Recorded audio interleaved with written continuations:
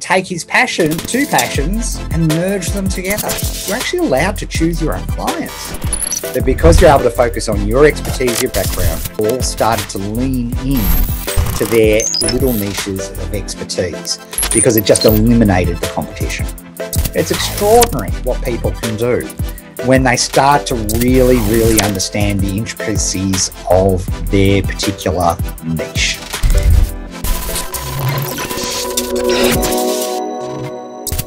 The first key is for you to understand that you can call the ball. It may sound strange, and hopefully it will be certainly strange after this call, but you probably never considered. Took me years of selling, and I'll tell you a story that I used to, way back when I was at university, not going to classes, I sold advertising for the local suburban newspaper. And I was good at it, but boy, it was horrible. Like I was dealing in a rough end of town, literally.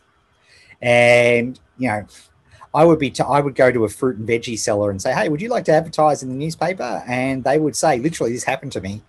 Would you like me to shove this pineapple pointy end where the sun don't shine?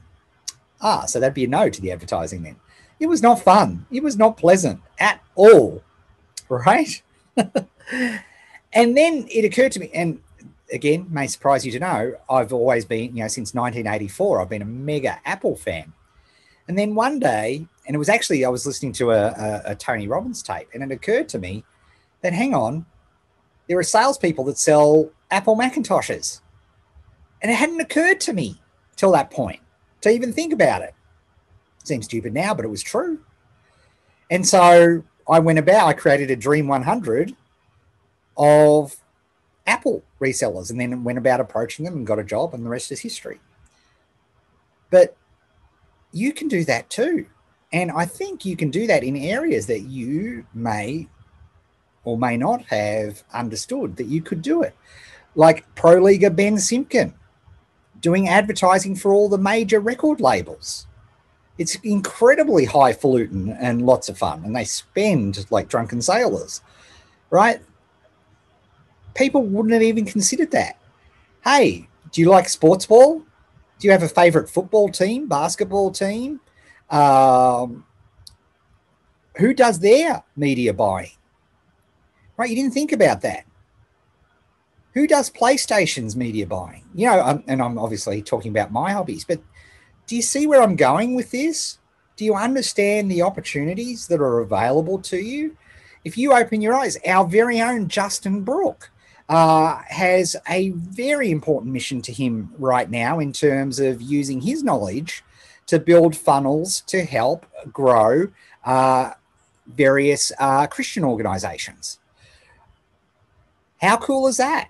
That he can take his two passions, and merge them together. That's what I want to encourage you to do, because when you do that, it's a hell of a lot more fun than doing it just for any old thing that you're not doing. So you're actually allowed to choose your own clients. It's actually okay. And of course, once we start doing this, we're able to dodge proposal hell, right? Because we manufacture ways to be invited to our Dream 100, or people are knocking down our doors because they're seeing the results we're getting in these industries, or we have such incredible case studies that we just skip the whole proposal hell part of the promotion. In fact, it was super exciting to see one of our case study challenges use a case study. The case study was read by the CEO, and they just dodged the whole proposal brief process because the CEO said, oh yeah, I want to go with these people, right? That's, again, what you can do here when you start being able to specialize and you start being able to focus on an industry. The big dollars.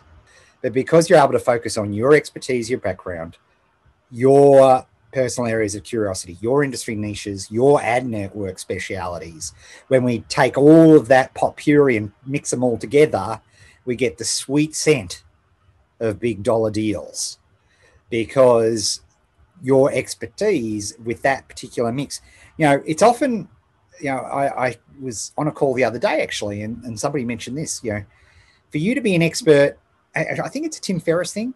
I'm not sure. Tim Ferriss, Abraham Lincoln, one of the two.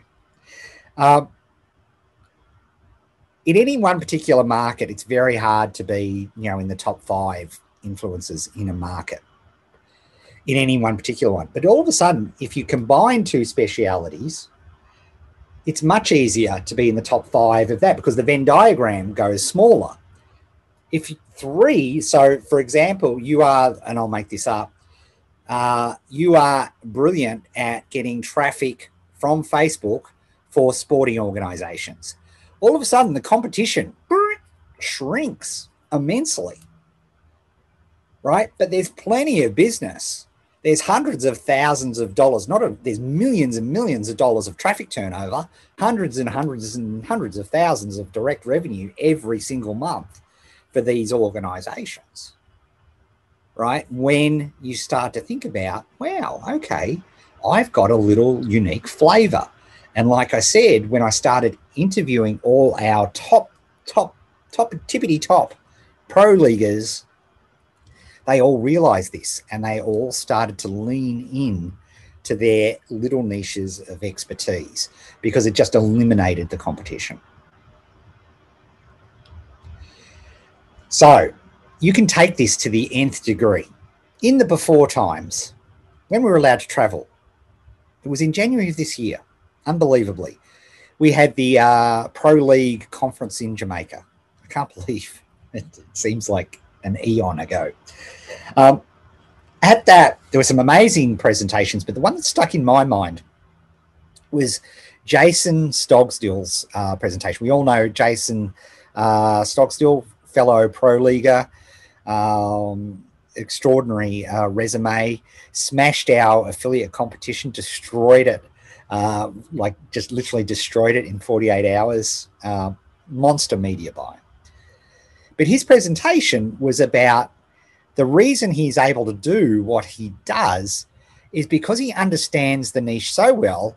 All of a sudden, he's just grabbing all the traffic for a niche, right? So in his particular niche, he's thinking about it from the perspective of, how do I just monopolize the traffic? So I become the traffic cop for this niche. So if people want traffic in this niche, they have to come through me. That's pretty extraordinary when you think about it. What a mind shift. But that's what a pro leaguer thinks about. Like, if you get so good at your niche, all of a sudden you're just turning the tap. You're deciding how much of that traffic you want to take today based on the projects that you're working on. And if you want to take all of the traffic, you can. And out of discretion, I won't mention Jason's clients in his niche, but he does it. He dominates it, and it's extraordinary. From their little base in Kentucky, it's extraordinary what they do.